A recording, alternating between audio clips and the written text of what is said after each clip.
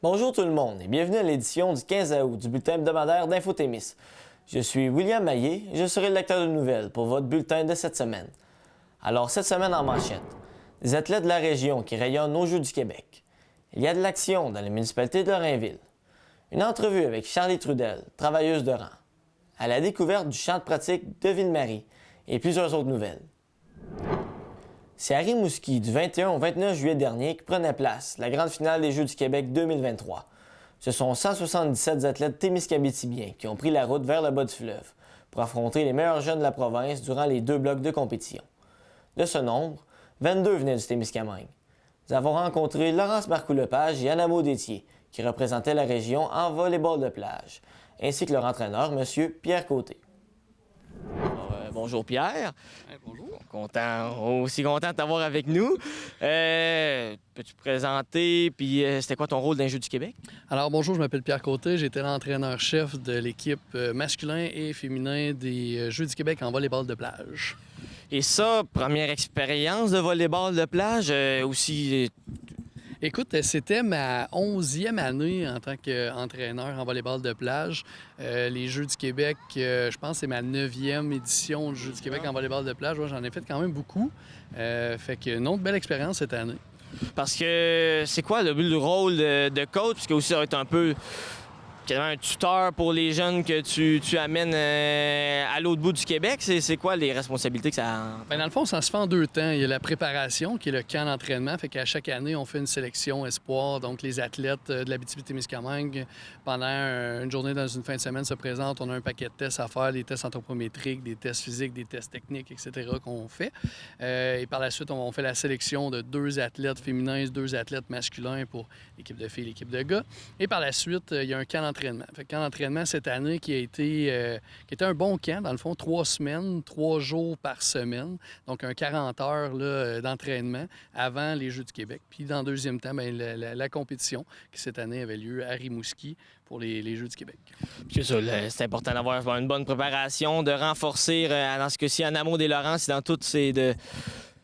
Souvent, le but, c'est de faire un peu plus tough que la compétition en tant que telle pour les préparer à toute éventualité. En fait, ce qui est le fun avec le volleyball de plage, c'est que l'entraîneur ne coache pas lors de la compétition, dans le sens où en volleyball intérieur, on est sur la ligne de côté, puis on peut prendre les temps morts, on peut faire des changements, on peut faire un paquet de trucs. Mais en volleyball de plage, il n'y a pas ça.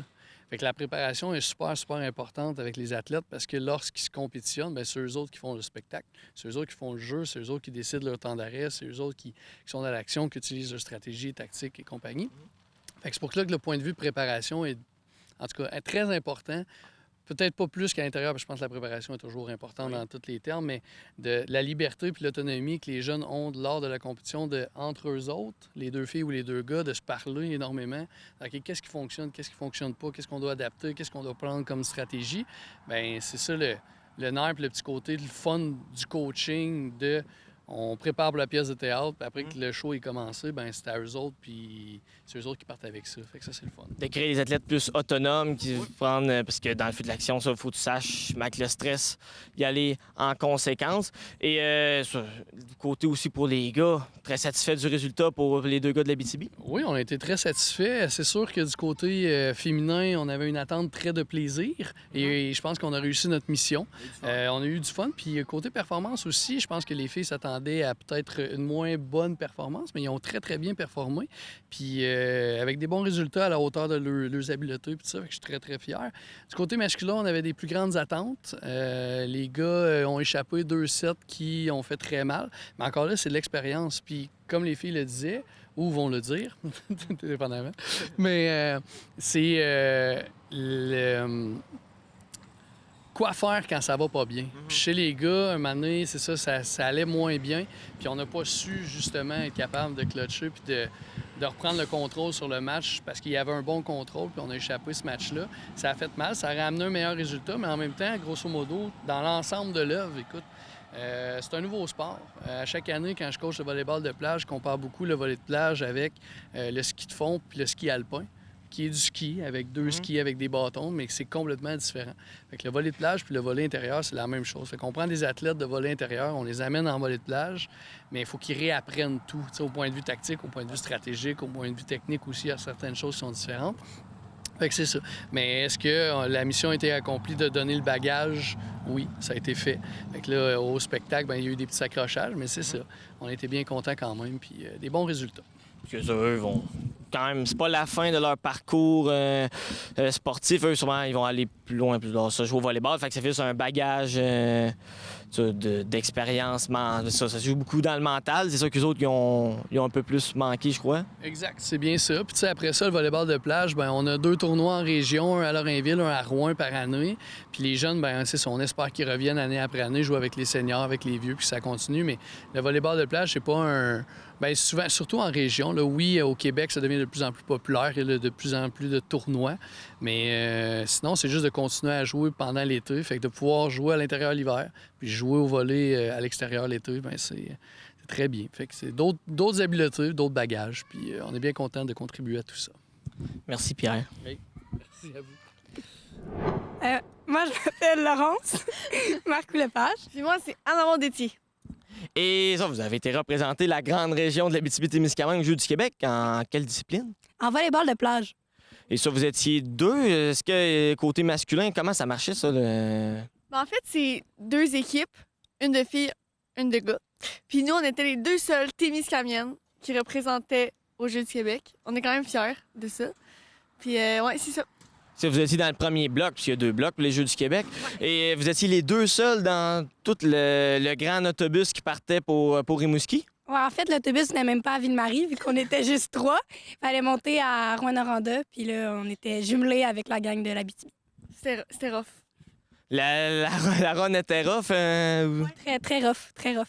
Parce que ça, vous êtes parti le mardi. Comment vous êtes arrivé à Rimouski quand? On est parti le jeudi matin, puis on est arrivé à Rimouski le vendredi soir. Ça, vous avez commencé la compétition le samedi, ça s'est bien passé, vos matchs? Oui, la première journée, c'est d'adaptation. Oui. Puis on est très fiers. On a gagné un match cette journée-là sur 3. Ouais. Mais nous, notre but, c'était vraiment d'avoir du plaisir. Puis je pense qu'on a atteint notre objectif. Fait que, tu sais, victoire ou défaite, on avait quand même du fun. Vous avez réussi à repousser vos limites et ça a bien été en général. Exactement. Puis nous, c'était notre première expérience en volleyball de plage. On n'avait jamais joué du tout. Fait qu'arriver là-bas, compétitionner contre des équipes qui font que ça, du volleyball de plage, c'était... Ouais. Puis on a fini dans un bon classement. On a failli battre une équipe qui a fini dans le top 4. Fait qu'on était très fiers. Oui. Puisque vous êtes des joueuses de volleyball, vous en avez fait pratiquement toute votre secondaire. C'est quoi la différence majeure, je dirais, entre volleyball de plage ou volleyball en salle? Oh mon Dieu. OK, il y a plein de facteurs. Premièrement, le sable. Il y a du monde qui pense que, tu sais, c'est le fun de jouer dans le sable. Non, c'est pas le fun. C'est pas le fun. c'est pas pour nous. Le vent, c'est vraiment différent parce que dans un gymnase, t'as pas 20 km de vent qui arrive sur toi, mettons. 20. J'exagère un peu. Sinon, la température. Il fait très chaud, il pleut. C'est vraiment des facteurs qui font que le jeu il est vraiment difficile. C'est ça qu'il faut s'adapter. Ouais. Il y a certains contacts qu'on peut pas faire, comme une touche. Tu n'as pas le droit dans certains concepts. Il y a des règlements différents, mais ce qui est le fun aussi, c'est que si un point, selon toi, il n'est pas bon, mais tu peux toujours justifier puis t'ostiner un peu. Contester. Oui, exactement. Fait que ça laisse une plus grande liberté, mais c'est ça. Ça tient son bout. Ouais. Et c'est ça la majeure différence entre les deux, mais les terrains, tout était beau là-bas. Trouvez-vous que c'était vraiment level au-dessus de à ce que vous attendiez? Oui. Tu sais, je veux dire, nous, on a compétitionné, on s'est pratiqué au terrain de beach à Lorrainville. C'était des beaux terrains. Mais des fois, tu pognais des roches ou de la vitre. Non, je niaise. Mais c'est vraiment des beaux terrains. Ouais. Rimouski, ils ont vraiment très bien entretenu ça. Puis c'était le fun. L'ambiance en général sur les terrains était incroyable. Il y avait de la musique, il y avait la population elle venait nous voir jouer. Fait qu'il y avait vraiment un bel esprit, là. Il y avait de la vie dans Rimouski. Avez-vous été voir d'autres compétitions en Rimouski? Avez-vous été soutenir les autres athlètes? Nous, malheureusement, on était à des parcs qui étaient très loin des autres sites de compétition. Mais on a eu la chance de voir l'équipe de vélo de route qui ont gagné une médaille. On était là pour ça. Oui. Ouais. Mais sinon, nos horaires de match étaient assez compliqués, donc on pouvait pas. Mais l'équipe de natation sont venus nous voir à tous les jours. Ça, c'était C'est le fun. très plaisant. Cool. Et c'est ça, l'ambiance, vous faites des bons amis là-bas. Est-ce que c'était le fun, la chimie de l'Abitibi-Témiscamingue? Ben, on a rencontré 2 gars, parce qu'on les connaissait pas avant, Jérémy et Philippe. Ça, c'est eux du volleyball de plage? Ouais, qui venaient de l'Abitibi, eux. Puis c'était vraiment le fun aussi, apprendre à connaître du monde. On a fait des belles découvertes. Émilie Bisson, on a appris à la connaître. Elle faisait peur. Qui est... L'autre coach avec Pierre. D'accord. Ouais, c'est 2 coachs. Puis, ben c'est ça, c'est vraiment des belles rencontres. On n'a pas nécessairement vraiment rencontré d'autres équipes, mettons, qu'on est allé les voir puis qu'on a jasé avec. Mais, ouais, c'est ça. Et parce que ça, vous avez plus connu les 2 autres gars de beach, parce que c'est un gros entraînement. Pareil avant, je pense qu'on parle, oui, de la compétition en tant que telle, mais il y a une préparation à ça pour aller à Rimouski. 3 semaines, 3 fois par semaine. Donc, 3 jours, un après l'autre. Soleil, mauvais temps, orage, tout. On a tout vu, mais on était prêts. Puis, c'est ça. Non, ça, vous êtes fait endurcir avant la compétition. Ça fait que c'est beaucoup d'investissements pour les Jeux du Québec. Et fait que de quoi vous allez vous s'en souvenir dans 20 ans, dans 30 ans? Quel est le plus fun de tout ça? On a fait des petites blagues, ça. On a eu beaucoup de plaisir. Rimouski, c'est vraiment... Moi, j'ai adoré Rimouski. Belle ville. Oui, ça me fait beaucoup penser au Témiscamingue. En fait, la population est gentille. Ils ont envie de te parler un peu comme ici. Chaleureux. Très chaleureux, oui. Oui. Puis c'est aussi ça, c'est vraiment du monde qui... Il y avait des rues piétonnières, mettons. Puis là, on était allés un soir, puis tout le monde est vraiment accueillant. Puis on est allé aussi dans un resto, mettons, puis c'est tellement beau, puis c'est vraiment... Il y avait un bel esprit dans la ville, tout C'est était ça. accueillant. Vous êtes senti quasiment chez vous? Oui, Ouais, les gens sont très fiers de leur coin de pays. Ouais, ça, c'était le fun. c'est un beau coin. Un sentiment de région et ça. Fait que... Belle expérience. Parfait. Merci les filles. Merci. La délégation de l'Abitibi-Témiscamingue aura finalement quitté Rimouski avec un total de 12 médailles. Justine Doucet de Rémigny est la seule Témiscamienne à être revenue avec une médaille au cou. Elle a remporté le bronze lors de l'épreuve de tir à l'arc. Comme à chaque édition, la 57e finale des Jeux du Québec aura créé des expériences mémorables pour les jeunes athlètes de la province et l'Abitibi-Témiscamingue a été fièrement représentée. La municipalité de Lorrainville, en collaboration avec son comité événementiel, organise cet été les Jeudis chauds. Simon Gélina nous en parle, en plus des autres activités dans la municipalité. Bonjour Simon. Bien content de t'avoir avec nous ici dans le cadre des jeudis spectacles devant la biblio. Peux-tu t'expliquer comment ça a parti, ça, pour faire des shows le jeudi soir à Lorrainville? Ben, écoute, mon rôle à moi maintenant, c'est d'organiser, de dynamiser la municipalité. Fait que de là est parti l'envie de pouvoir faire un petit jeu du show. Là. Fait qu'on a trois jeudis de suite, puis de donner la chance justement à des artistes là, locaux de pouvoir monter sur la scène puis de faire un petit spectacle cosy devant les gens. Ça, l'intention, c'est vraiment de donner une opportunité à des artistes un peu plus qui n'ont pas nécessairement la chance de voir se produire sur des plus grandes scènes. Ça, vraiment, c'est quelque chose qui tient à cœur de donner à d'autres artistes plus émergents la chance d'avoir un public. Bien, dans le fond, je fais de la scène aussi. J'ai chanté un peu dans mon passé. Fait que je sais un peu c'est quoi. Puis de pouvoir avoir des occasions aussi à ces artistes-là. Puis peu importe les artistes qui fassent des gros shows, des petits shows, d'avoir des occasions de pouvoir jouer. Mais ça, je pense que c'est apprécié. Puis apprécié par les gens de la municipalité et d'ailleurs qui, pendant l'été, c'est le fun d'avoir une belle activité tranquille puis de pouvoir en profiter puis d'avoir un show gratis aussi. C'est ça, également, en plus de donner de la chance aux artistes de performer, ça met de la vie dans le village. C'est ça l'intention derrière tout ça? Oui, exactement, parce que vraiment, mon rôle, c'est de dynamiser, de divertir les gens. En faisant ces spectacles-là, ben, ça vient remplir mon mandat. Et ça, ancien maire, pourquoi ça, là, question, non, ça sera pas trop. Mais pourquoi avoir voulu rester dans la municipalité? Parce que ça, toi qui as choisi de quitter et de vouloir continuer à croire dans ce beau village-là. Bien, écoute, premièrement, je suis pas parti parce que je ne croyais plus à Lorrainville et que je n'aimais plus Lorrainville. Je suis un Lorrainvillois et fier de l'être. J'ai encore ma municipalité à cœur. C'est un poste que je voyais passer depuis 1 an ou 2. Puis je me disais toujours, ça serait vraiment quelque chose qui m'interpelle puis que j'aimerais travailler là-dedans. Puis c'est ce que je faisais aussi par la bande en m'impliquant dans les comités événementiels, carnaval et autres, de créer de l'événementiel, de faire des événements. C'est ce qui m'allume. De venir divertir les gens, ça, j'aime ça. D'avoir une soirée qui va avoir un beau résultat, ça fait partie de ma paye. Puis quand j'ai vu ce poste-là, je me dis, regarde, j'applique. Puis là, je fais le saut. Puis en même temps, je pense que j'étais dû à passer à autre chose. Puis j'ai fait le grand saut, mais la municipalité de Loretteville est encore là. Puis je suis encore très, très content, très heureux de travailler pour elle. C'est juste un nouveau défi dans le fond et un peu de changement, ça fait jamais de mal. Et parce que c'est pas seulement le seul événement qui s'en vient à Lorrainville ce vendredi demain. Le première du Beach Party également? Oui, notre premier Beach Party à Lorrainville, là, ça, le comité événementiel, c'est une chose que ça fait un petit bout qu'on s'en parlait, puis on trouvait qu'il manquait quelque chose au mois de juillet, puis il n'y a pas de Beach Party vraiment au Témiscamingue. Fait qu'on s'est dit, ben garde, go, on y va, on fait le saut, puis DJ, on a 2 DJ, on va avoir jeu d'eau, on va canon à mousse, vraiment quelque chose de vraiment le fun. Fait que les gens vont beau s'amuser, là, puis on va avoir du plaisir.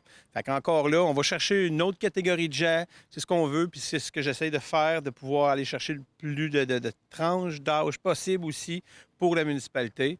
Fait qu'en allant chercher le beach, on va chercher les plus jeunes, puis c'est ça. Fait que ça va être vraiment une belle occasion. On a aussi le club de marche qui s'en vient avec Movens là, au mois d'août. Fait qu'on va avoir 4 ateliers de marche qui vont venir faire ça avec les gens dans le village, montrer les techniques, des bonnes techniques de marche, ces choses-là. Avec les gens, en même temps, c'est un social, les gens pourront jaser ensemble. Fait que ça va être une autre belle occasion. Puis après ça, dans l'automne, bien, on va rentrer avec d'autres choses qui s'en viennent. Je suis en train de travailler sur d'autres activités. Fait qu'on va pouvoir s'amuser. Il y a le Centre Richelieu aussi qu'on va essayer de faire bouger encore plus. Fait qu'il y a d'autres belles annonces qui seront faites là, de ce côté-là pour l'automne. Et les jeudis comme ça, chaud, il y en a la semaine prochaine. Pour combien de semaines encore? Les 2 prochaines semaines là, qu'on va avoir. Fait que la semaine prochaine, on a Frank with Friends. Puis après ça, là, la dernière semaine, là, on a les Bras dans les airs, là, nouvelle formation là, avec Martin Bernard là, et Alexis Gingras et quelques artistes là, qui en font partie de cette distribution-là. Fait qu'on va avoir encore 2 beaux jeudis là, à venir égayer les gens de la municipalité et d'ailleurs qui veulent s'arrêter les jeudis soirs, 19h, devant notre belle biblio. Merci, Simon. Merci beaucoup, William. La santé mentale est un sujet qui touche tout le monde. Un milieu qui peut être particulièrement éprouvant là-dessus, c'est celui de l'agriculture. Les travailleuses de rang sont des ressources qui appuient les agriculteurs sur plusieurs aspects pour s'assurer de leur bien-être. Charlie Trudel nous a accordé une entrevue pour mieux expliquer le rôle et l'importance des travailleuses de rang.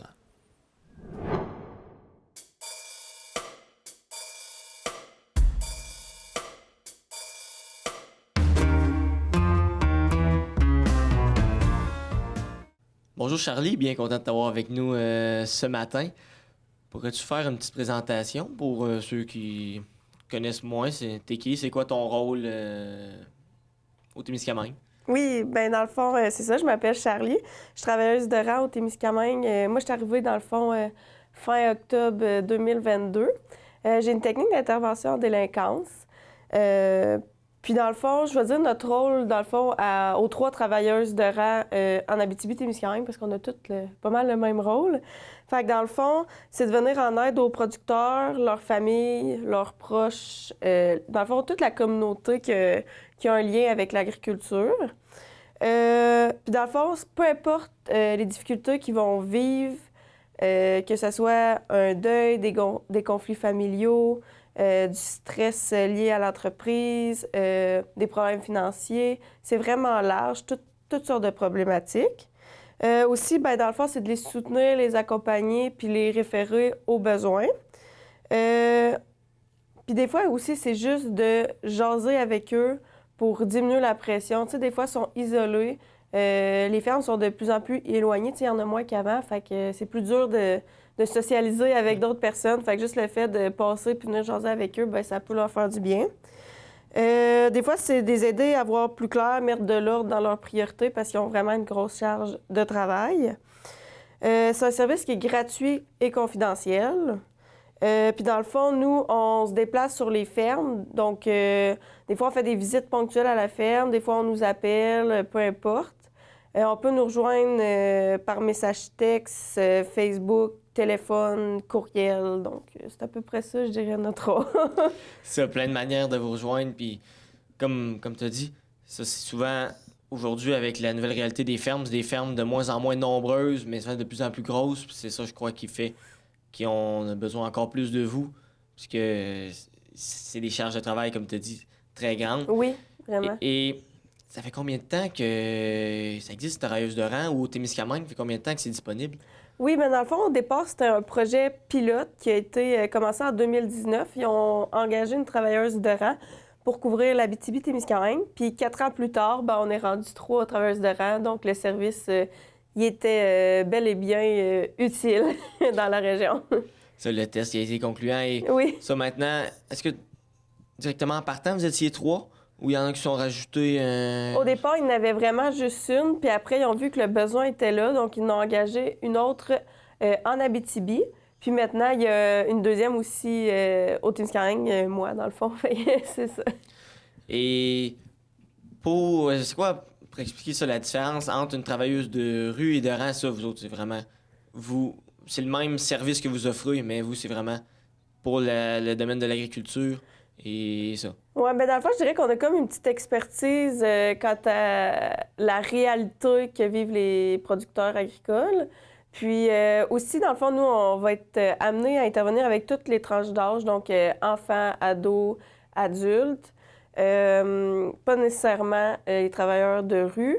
Puis je dirais que non plus, les problématiques ne sont pas nécessairement les mêmes. Tu sais, dans la rue, il va peut-être avoir plus de dépendance, de pauvreté, santé mentale. Nous, ça va être peut-être d'autres sortes de problématiques. Parce que pas seulement les agriculteurs que vous pouvez aider aussi la famille des agriculteurs et tous ceux autour d'eux Oui, qui peuvent en avoir besoin. oui, exactement, oui. Et ça, pour ça, toute l'aide, est-ce que tu as un intérêt plus marqué envers le domaine de l'agriculture? Pourquoi tu as choisi vraiment d'y aller dans les travailleurs de rang et non tous les autres services sociaux qui sont disponibles pour aider la population? Oui, bien dans le fond, au début, je connaissais pas grand-chose à l'agriculture. J'ai toujours aimé beaucoup les animaux. Mais dans le fond, je te dirais que ça m'a comme pogné la première ferme que j'étais allée visiter pour voir si j'aimais ça, travailler de rang. Ben c'était le fait de... Tu sais, c'est rare que tu vois quelqu'un... Ben rare. En tout cas, c'est pas tout le temps... Le métier que les gens font, c'est pas toujours leur passion. Puis les agriculteurs, c'est toujours leur passion parce que avec la grande charge de travail qu'ils ont, il faut que ça soit une passion. Puis c'est beau de voir les gens exercer leur passion, voir toutes les difficultés qu'ils rencontrent, puis ils continuent puis ils restent positifs là-dedans. De voir comment aussi qu'ils aiment leurs animaux, qu'ils les traitent, c'est beau à voir. Leurs valeurs familiales, tout ça, c'est toutes des choses qui m'ont fait accrocher. Ouais. Alors même si tu avais à dire à quelqu'un qui ça pourrait lui intéresser la profession, même si tu n'as pas un intérêt tant que ça de base envers la ferme ou l'agriculture, c'est pas grave, vas-y puis essaye, tu vas voir que c'est un beau domaine et qu'il y en a plein de belles choses là-dedans. Et ta formation, j'ai compris que tu as fait en travail social une technique. Oui, d'intervention en délinquance. Délinquance. Est-ce que c'est ça qu'il faut pour devenir travailleuse de rang? Est-ce qu'il y a d'autres formations disponibles? Bien, je dirais il faut une formation de base en relation d'aide, tu sais, comme ça. Puis après, il y a beaucoup de choses qu'on apprend sur le terrain. Maintenant, il y a aussi, depuis 2022, même 2023, cette année, il y a une nouvelle formation que Écoute agricole offre, c'est l'art d'être une TR. Donc, c'est pour aussi donner les bases là, pour être une travailleuse de rang, dans le fond. Est-ce qu'il y avait-tu une expérience avant de commencer comme travailleuse de rang ou c'est vraiment ta première expérience ça, dans le travail social, aide à ceux qui en ont besoin, tout ça? Bien, j'ai fait un stage de 1 an en travail de milieu. Fait que peut-être ça m'a aidé un petit peu, mais je te dirais que je suis quand même assez récente dans le domaine. Et pourrais-tu dire une différence dans l'approche envers, mettons, quand on veut approcher un agriculteur qui a besoin d'aide des fois, je crois qu'il peut y avoir un peu plus de différence. C'est pas quelque chose souvent de facile pour eux de s'ouvrir. Comment vous faites pour réussir à aller les chercher, à aller chez eux? Parce que ça, des fois, ils sont un peu plus moins ouverts à se confier ou quelque chose. Avez-vous des techniques pour réussir vraiment à à aller chercher de l'aide et à plus s'ouvrir? En fait, je te dirais qu'au début, je pensais que ça allait être difficile d'aller les rejoindre. Puis Tabarouette sont vraiment accueillants, puis sont tout le temps contents, on dirait, de voir du monde venir jaser. Je dirais que c'est d'être authentique, d'être vrai avec eux. Je pense que c'est ça qui marche. En tout cas, pour moi, là, je pense que c'est ça qui... Pour vrai, je me suis jamais fait virer de bord, là. Fait que je trouve qu'ils sont tous accueillants de nous voir. Et au Québec, les travailleuses de rang, je crois qu'il y a quand même de plus en plus des fois une difficulté comme dans tous les domaines. Il y a beaucoup de roulements là-dedans. C'est difficile de les garder. Est-ce que ça va quand même bien en ce moment en région ou c'est ça, il risque tout le temps d'avoir du roulement et c'est encore difficile de les garder, nos travailleuses de rang et tout? Nous, ici, on est quand même vraiment chanceux parce qu'on a notre travailleuse de rang. La première travailleuse de rang qu'il y a eu en 2019 est encore là aujourd'hui. Puis la première qu'ils ont engagée en Abitibi est encore là aujourd'hui.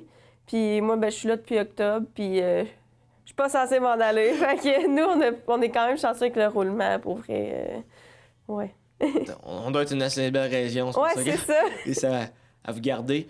Et c'est pour tout ce qui est, tu l'as bien dit, je crois, au début, si on veut vous contacter pour avoir de l'aide ou n'importe qui a besoin de l'aide, comment on fait pour venir vous voir?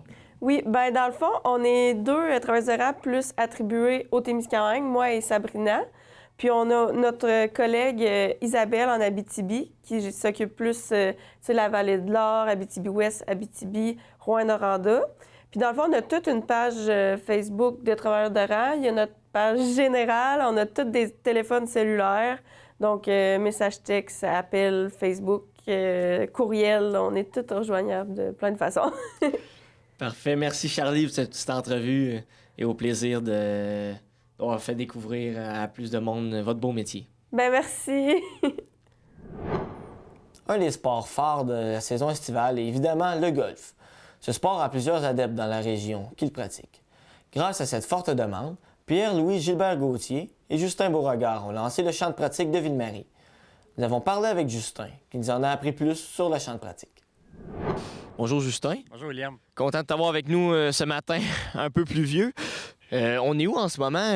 Puis, t'es qui un peu? Okay. En fait, on est au champ de pratique de golf à Ville-Marie. Moi, je m'appelle Justin Beauregard. Je suis le propriétaire du champ de pratique avec mon partenaire Pierre-Louis Gilbert-Gauthier. Donc, c'est un champ de pratique où les gens peuvent venir pratiquer le golf, justement.